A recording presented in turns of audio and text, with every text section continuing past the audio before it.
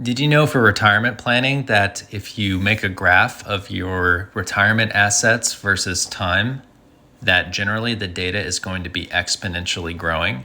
Take a look at this. So right here, I've got some data showing since the very beginning of my investment, starting at $50,000 and just what the portfolio balance was each year over time.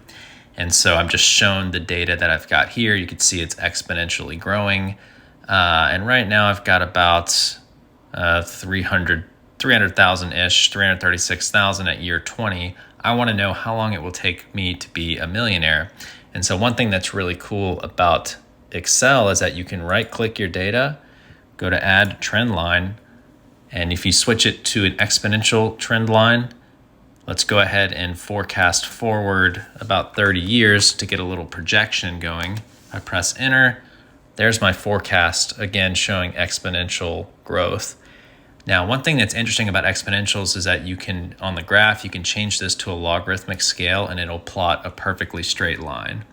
So if I change that to a log scale, now my graph, again, the same information, it's just because exponential is always a straight line on a logarithmic scale.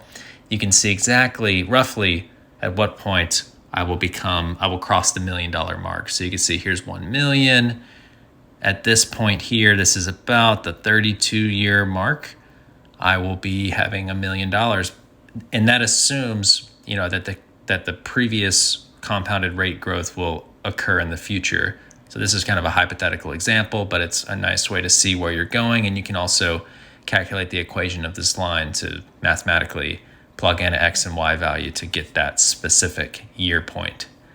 Hopefully that was helpful.